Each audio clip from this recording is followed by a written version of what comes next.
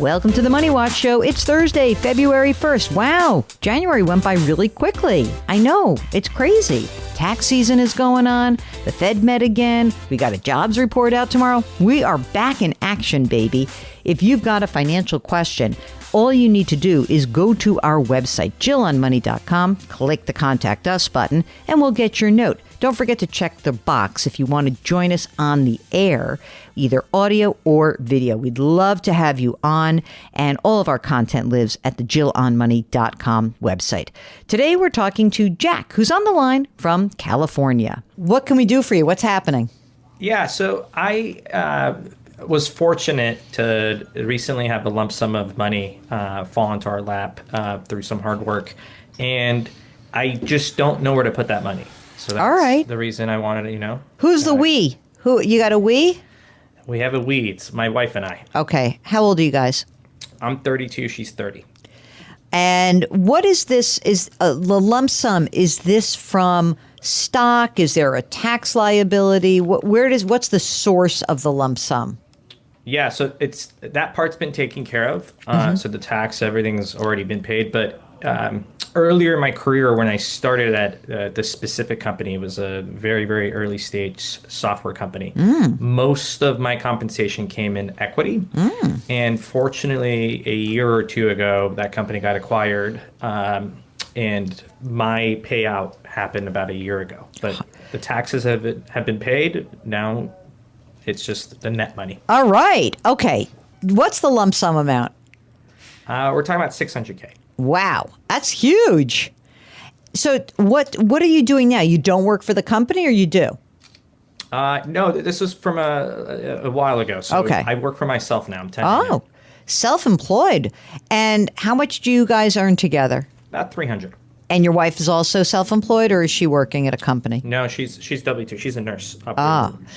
All right. So let's talk about what you've done so far and how this money can be really used to propel you to another level. So you're both putting money away for retirement. Is that correct? Absolutely. Okay. And what do you use as your own retirement plan? You're using a SEP IRA or a Uni 401k? Yeah, great question. Until 2 years ago, it was just basically IRAs. I put most of it in a brokerage. The last 2 years, my income was at a point where it made a lot of sense to do a SEP IRA. So okay. The last 2 years, I've done a SEP IRA. How much money do you have put away in retirement funds right now? And your wife's using a 403B as a nurse? Yeah, you nailed it. So okay. Let me run through everything. Good. To help you guys out. Yep. And get ready for the hate mail, all right? All right. Warning. Woo! So, here we go. Get ready, rich guy, West Coast. Jillionaire. So we're talking $230K in traditional IRA, about 70 in a Roth IRA, 72K in a SEP IRA, about 20K in just cash, 60K in savings account that's paying 4.5%. On my wife's side, 130K in a 403B. It's traditional. Starting this year, we'll do Roth. Great. 20K in a Roth IRA, 6K in a traditional IRA. Okay. This is not such hate mail. I mean, he is 32. Yeah, well, that doesn't include the 600,000 you just... I know. Do you guys have a brokerage account also or not? Yeah, so including the 600, it's inclusive of the 600. We're at 1.1 million. Oh, my God. I love this couple. And they're what? Early 30s. 30 and 32. Mama yeah, mia. baby. Do you guys have kids? No kids, and don't hate us, but we don't plan on it. Why would I hate you? Why would we hate I don't you? have kids. I have four-legged children. There's no rule that says you have to have kids. No, exactly. Mark never wanted kids, then he has a kid. It's amazing. Shocking how that happened. Yeah. We have a dog, and it's three-legged, so... Oh, with that's the so dog. nice. Okay, so in the brokerage account where you already have $500,000, what are you doing already with that? Like, what is the type of investing you've been doing? That was actually one of the questions, and I'll get some context. So half of that money I'm basically saving for my parents. They moved here. They skipped everything for us for a better life for me and my siblings. So they basically don't have anything for retirement. Okay. They're elderly. So It's somewhat hard because half of it is basically ours. The other half is like almost like their emergency fund Okay. in case we need it one day. Yeah. How old are they? My mom is 64. My dad's 71. But they're fine in terms of health-wise right now? Yeah. Okay. They live on their own. They don't live with you. So they live with my siblings. Okay. Right now, are they still working or are they retired? They're not. They're completely retired, and we support them. So the siblings basically cover their living expenses. So if you're saying to me that if you look at half of this, is $550,000 basically that you're using, are you saying that that money is needed on a monthly basis right now, or are you saying you want to save it for them, over the next 5, 10, 30 years? It's more the latter, and only if so. Today, my siblings and I basically cover their expenses. But God forbid something happens, I'm treating about half of that money. I got you. Almost like an emergency fund. That's fine. Half of the 500? No, half of the 1.1. So it's the 550. 550 Half of is the for 1.1. yeah. Yep. So 550 is basically like a balanced portfolio. It's like I'm investing for a 64 and a 71-year-old. So half of it has to be balanced. The other half is essential, or let's just say the new 600 is for you guys as a supplemental retirement. I got you. Do you guys own a home? We do. How much is it worth? 1.2. Do you have a mortgage? We do. 800K left at 2.55. 2.55. And you want it to stay there. You're happy where you are, right? We're going to die here. We're not moving. Hey, that's what I said, Jack. I just moved. Oh, my God. Whatever. Never again. I knew that was a lie when you said that the first time. All right. Now, the money in the brokerage account, how are you managing it right now? What's in there? For pretty much everything we do Vanguard, I manage it myself. Yes. On anything that's retirement wise, it's all on the S&P 500. Okay. So Vanguard 500. The brokerage is slightly a little different. About 50 is in S&P 500, 25 is in international, and as of now, 25 is in treasuries. Okay. And treasuries, are you saying a treasury fund, or are you buying U.S. treasuries directly? Okay. US treasuries. Here's what I'm thinking, Mark. Jill. Are you thinking 50, 25, 25? How do you feel about that? 50 stock, 25 is international, you said? And then 25 is treasury? I mean, if the thinking that this is for the parents, Half of it is for the parents. We got to bump up the treasury. it's too risky. Okay. It might not be for the parent. It's like an emergency. Right. I don't care. Got It doesn't Okay. matter. We still have to. Okay. So the 600's in cash right now. No, none of it is in cash. Okay, so All of it that's is your in balance. brokerage. Okay. When you look at the 50, 25, 25 right this second, that is invested. Is there any loss just in a weird way? No, it's all gains right now. If you had asked me last year, there would be Okay. a lot of losses. Not the last year. Will you be adding to this account? Yeah. So that was the other question. Any excess money we have, do I put that in the brokerage or do I prioritize the SEP IRA? Here's the problem. It's not a huge problem. You're in great shape. So wait a second. No problem. You're amazing. You're a great son. Okay? You're a great earner. You're a great son. All of this is fantastic. If I really was like, I want to optimize your life, what I would say is don't put the money in the SEP. I would actually put the money in the brokerage account and add to the treasury position. Or just, honestly, if treasuries move on you and you can't get enough money in there, you might have to, just because you already have such a huge S&P 500 exposure, maybe what I would do is I would take from the 25 in international and I'd siphon some. That can't have as big a gain. I'd siphon some of that off and buy some treasuries now. And I might even buy 10 years because I think you can go a little longer in duration and you can get that going. I don't think there's going to be a real problem for your parents for 5 years from now. But I think what you're saying is you never know. And if you never know, then we have the money to do it. But you got to make it a little bit more of a balanced portfolio. Mark, do you agree with that? Yeah, I do agree. And one thing you might want to consider, Jack, I don't know how you plan on doing this, but we're in a kind of a similar situation with my wife and I. So we kind of have a separate brokerage account for her parents. Under our names, we have two brokerage accounts. One that we know is everything in there is ours. Then we have a separate brokerage account that we kind of just treat as money for her parents. So you may want to think about doing that. Just have two separate brokerage accounts within Vanguard and keep your parents' money in one and then put that new $600,000 into the other one and keep it separate.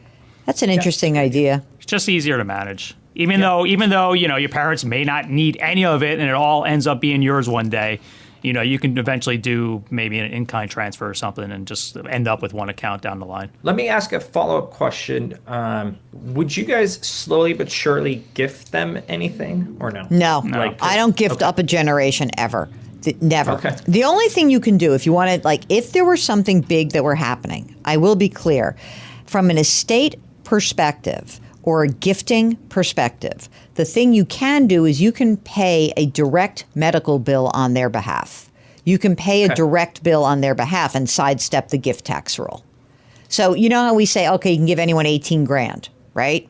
If your parents had a real issue and there was a medical bill that was outstanding and they said, we can't pay this, you could write a check for any amount directly to pay that bill to the institution and not be subject to the gift tax exclusion.